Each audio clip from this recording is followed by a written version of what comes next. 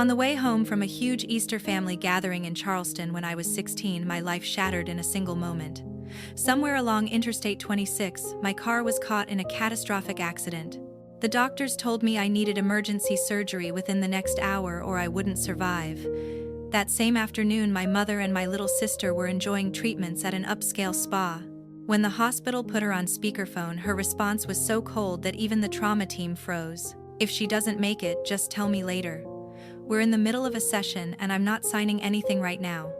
My name is Serenity Carver and today I am 21. But back then, after 18 days suspended between life and death, I finally opened my eyes. At the foot of my bed, the chart had been changed quietly, almost reverently. My mother's name had vanished from the legal guardian line. Someone else had taken her place. And that new guardian was the person who chose me at the exact moment my own mother walked away. If you've ever watched the people who were supposed to love you turn their backs the moment you needed them most, you're not alone. I've seen your comments, your stories. And if you want to know who stepped forward for me when everything fell apart, stay with me because this story only becomes more unbelievable from here. Let me take you back to where it all began. I grew up in a large white house on James Island just outside Charleston. My father died of leukemia when I was 6. One week he was steadying my bike in the driveway. The next week he was gone. After the funeral, only one person kept showing up every weekend without fail. My mother's father, Clarence Brooks, a man the entire county knew as the former police chief who never truly retired. Everyone in the county knew him as the former police chief who never truly stepped away from service.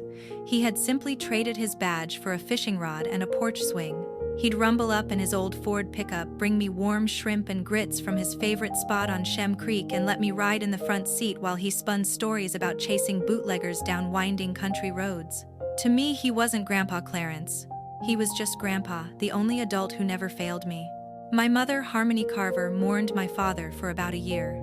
Then she met Colin Reed at a downtown charity gala. Colin owned nearly half of the new developments on Kiowa Island and drove a sleek black Range Rover that always smelled like fresh leather. 2 years later, they held a beachfront wedding, one I barely remember except for the sound of waves and distant applause. 9 months after that, Haven was born, blonde, loud, and instantly the center of everything. Overnight, the house transformed. A nursery appeared. A nanny was hired. New rules replaced old ones. My bedroom was pushed to the back corner above the garage, so Haven could have the larger room with the balcony. My soccer trophies vanished into cardboard boxes. My mother started introducing me, not by name but as my older daughter, as if I were a background character in someone else's perfect family portrait. By the time I turned 14, I had become almost invisible. Colin covered every bill, but he never acknowledged me unless I happened to be standing where he didn't want me.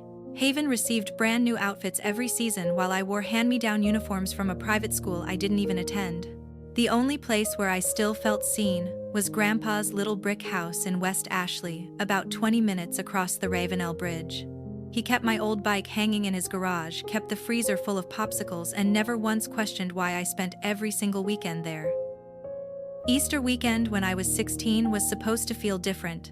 Grandpa hosted his yearly cookout, 3 long tables under the live oaks, a low country boil steaming in giant pots, deviled eggs, sweet tea in mason jars. Cousins I hadn't hugged in years flew in from everywhere. Music played, kids dashed across the yard, and the air smelled like charcoal and sunshine. I wore the pale yellow sundress Grandpa had bought me the month before, saying it matched my eyes. For a little while, it felt like the past, like I still had a place in this family. Then I heard my mother's voice behind the dessert table. She was laughing, telling someone that she and Haven had booked a mother-daughter spa day for the next morning. Facials, massages, the full treatment. And after that, they'd be flying to the Bahamas for spring break. Just the 3 of them, her, Colin, and Haven. My name floated into the conversation, and I froze. I stood there, holding a plate of banana pudding, until it turned cold in my hands. I told Grandpa I had a headache and needed to leave early. He tried to talk me out of it, worry lining his eyes, but I just needed to get away.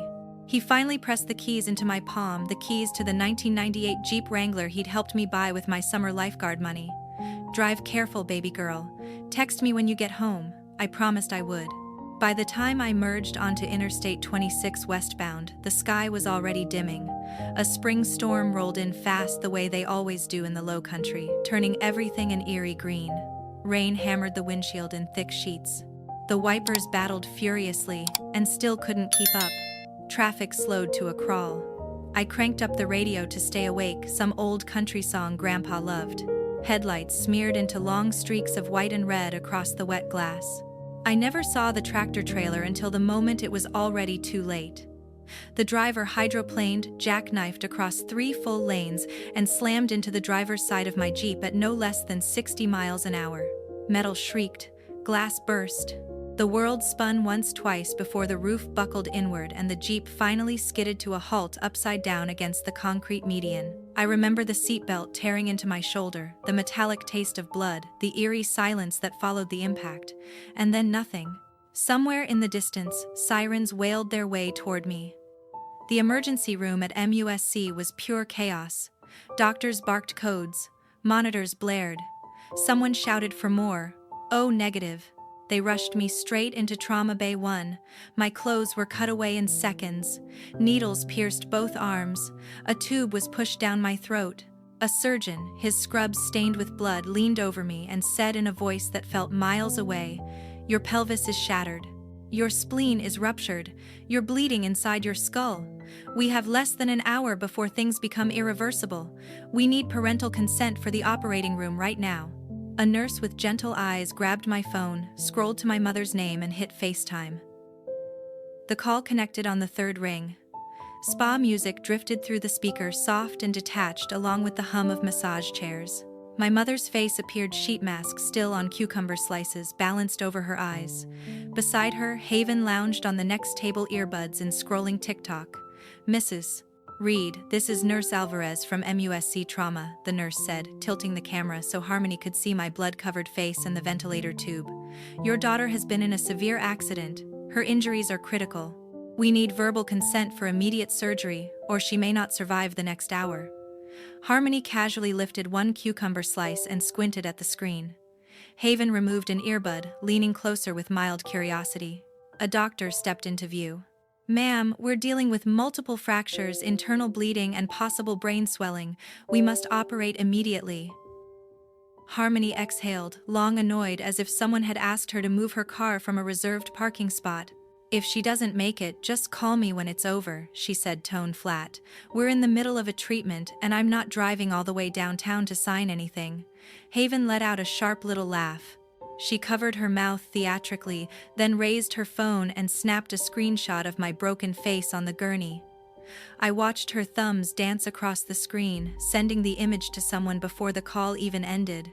Later I would learn the caption Haven sent to her group chat read, "Finally some peace." The nurse's hand trembled as she held the phone. A doctor behind her muttered, "Jesus Christ." Someone else whispered, "Make sure that's recorded." The nurse tried once more.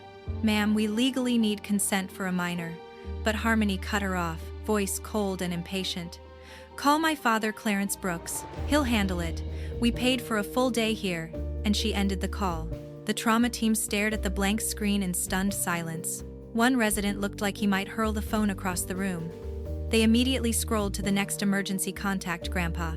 His old Ford pickup was already rumbling down the road when the hospital reached him. Moments earlier, he'd been sitting on his porch, cleaning shrimp for the next day's supper. The instant he heard the words serenity and critical, he dropped everything and tore across the Ashley River Bridge, still in rubber boots and an apron streaked with fish blood. Rain hammered the windshield. Lightning flickered across the sky. The drive that normally took 25 minutes, he made it in 16. He burst through the ER doors, drenched to the skin, the badge from 3 decades ago still clipped to his belt out of habit. The charge nurse took one look at the retired chief and waved him straight back without a single question.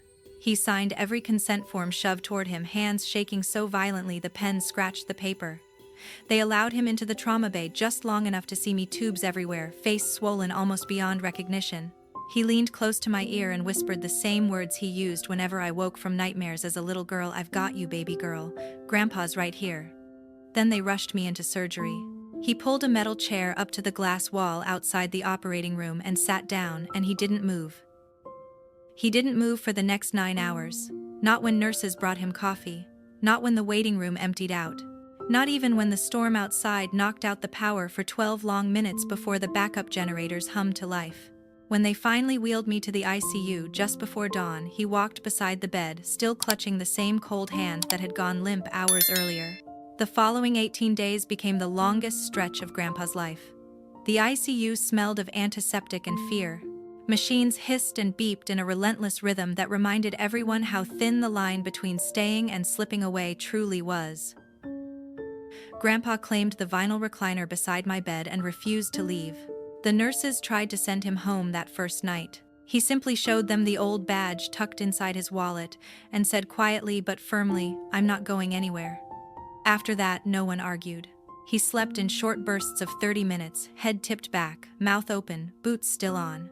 Whenever he woke, he talked to me in a soft voice so the monitors wouldn't drown him out.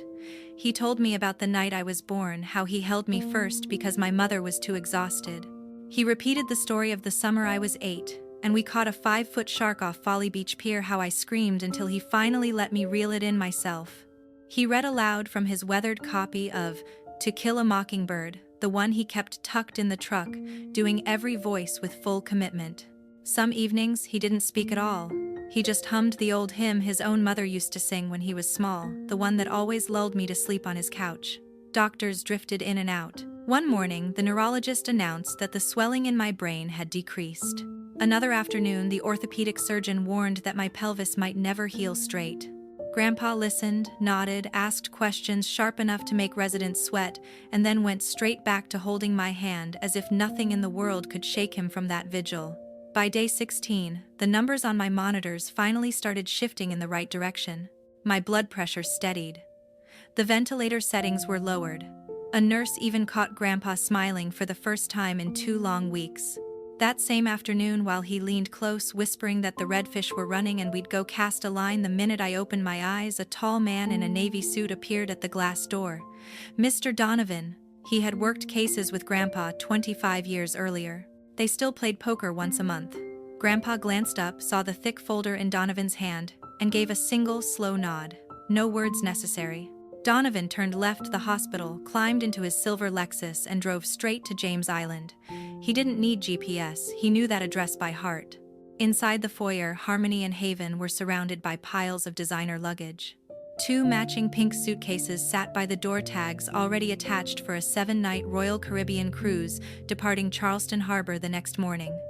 Colin was upstairs on a work call. Haven stood in front of her phone, filming herself twirling in a new sundress for Instagram.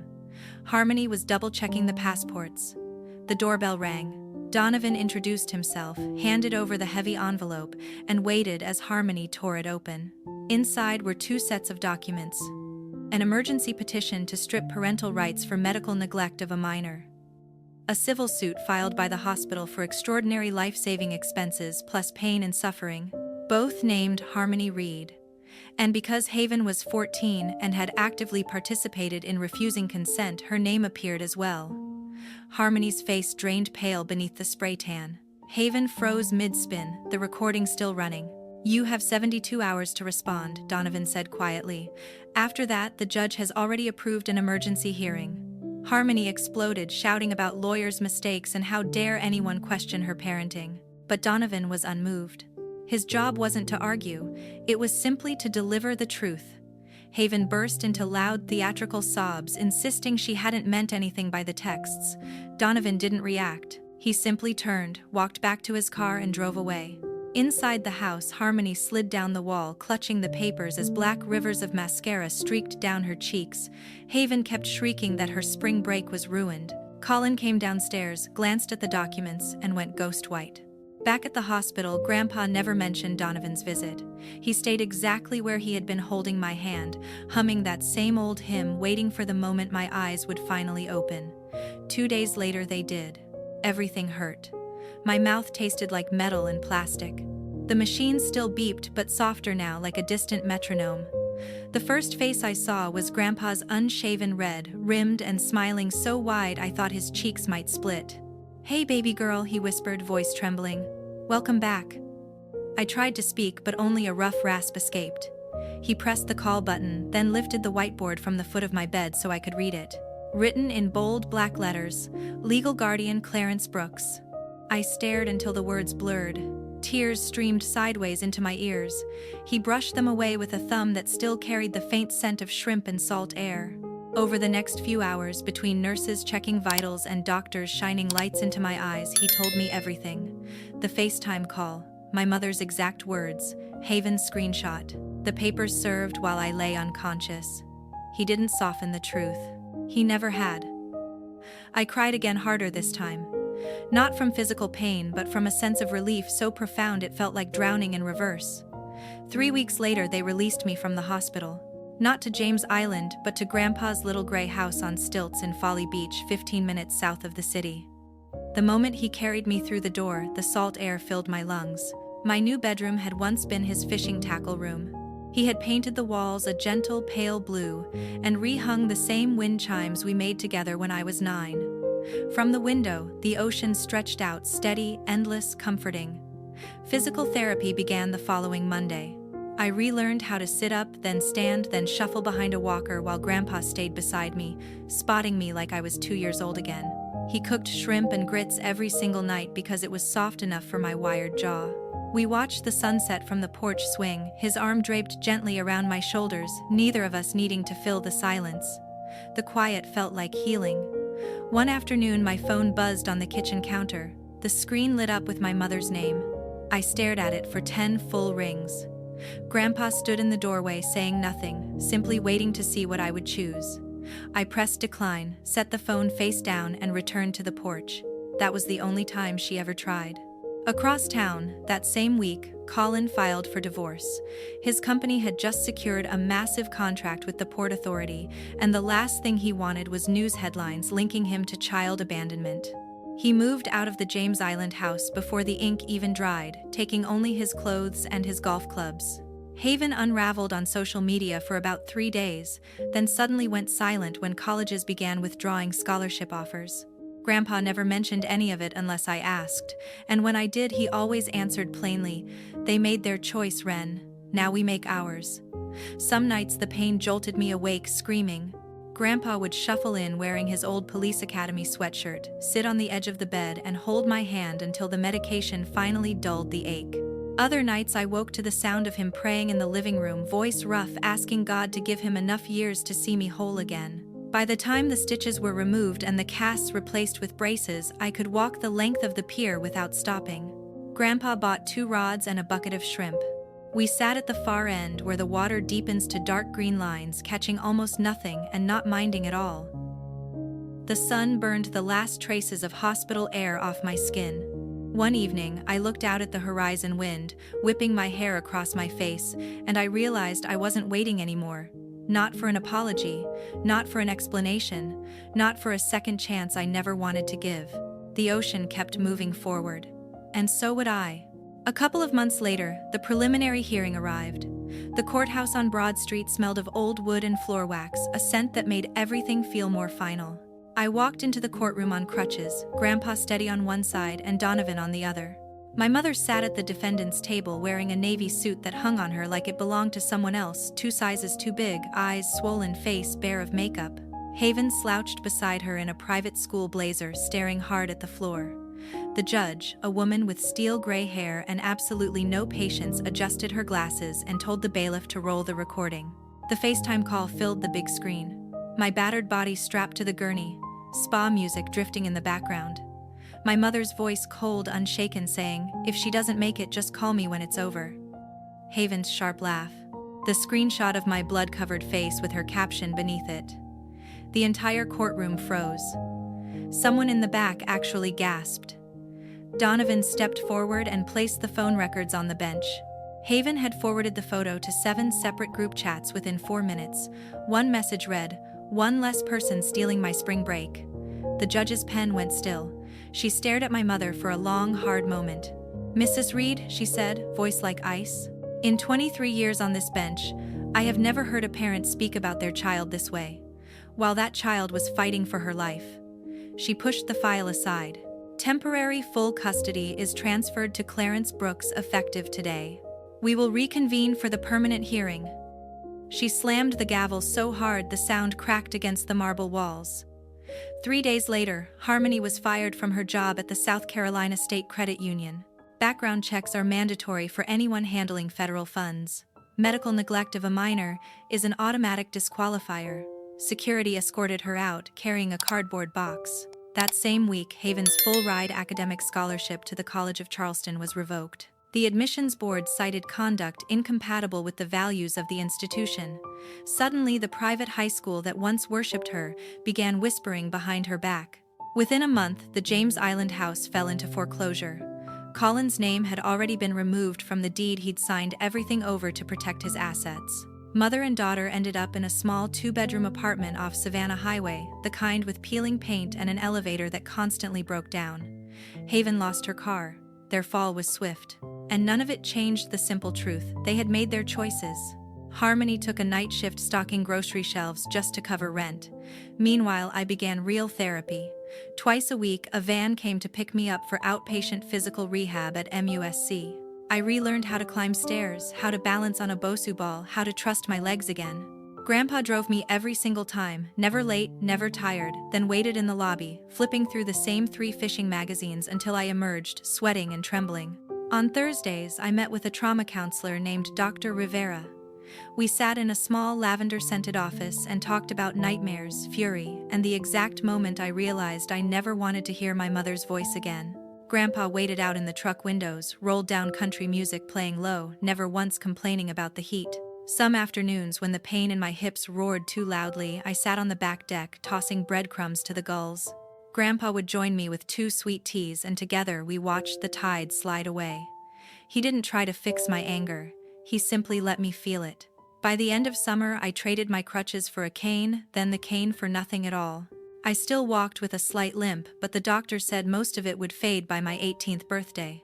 One evening, I managed to walk all the way to the end of Folly Pier and back without stopping. Grandpa met me halfway, carrying a blanket and a flashlight even though the sun hadn't disappeared yet. We sat together on the sand, shoes off, letting the waves curl around our toes. I leaned my head against his shoulder. "Thank you for staying," I whispered. He kissed the top of my head. "Nowhere else I'd rather be, baby girl." 7 months after the crash, the final trial day arrived. I walked into the courtroom without crutches, without a cane, without a limp. The scar on my forehead was still pink, but my posture was steady. Grandpa sat right behind me in his Sunday suit, the same one he wore to my dad's funeral. Harmony looked smaller than I remembered, hair pulled tight, clutching a tissue she never lifted. Haven stared ahead, arms crossed so hard her knuckles whitened. Donovan called me to the stand first. I swore and sat down and met the judge's gaze. "Tell the court how it felt," he said, "knowing your mother refused to come while you were dying." I drew a breath. The entire room held still. "It felt like the last piece of me that still believed I mattered just died on that table," I said. My voice didn't tremble. I learned in one sentence that I was disposable, and the person who said it was the same woman who used to read me bedtime stories. I told them about waking up to Grandpa's name written on the Guardian line. About the single call from my mother I never returned. About every night I fell asleep listening to the ocean instead of wondering why I wasn't enough.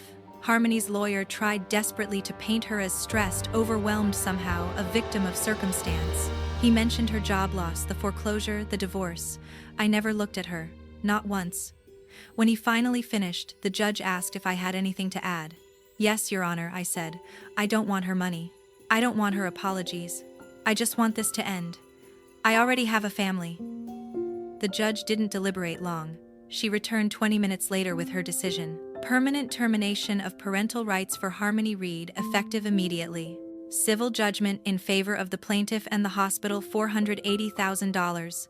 The James Island home to be sold at auction to satisfy the lien. And then the words that changed my life: Mr. Clarence Brooks is granted full legal adoption. The gavel cracked like the beginning of a race.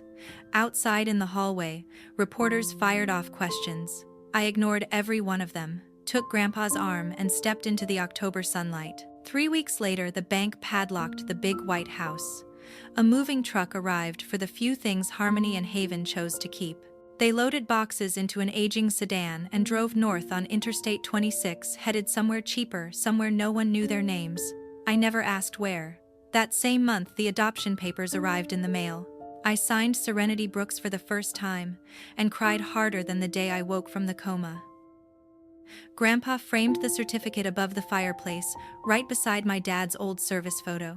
I started my senior year at an alternative school, 10 minutes from Folly Beach, small classes, teachers who genuinely cared, and nobody who knew my story unless I chose to share it. I made the honor roll every quarter, and was accepted early decision to the College of Charleston, close enough to come home every night if I wanted. Graduation day arrived warm and windy.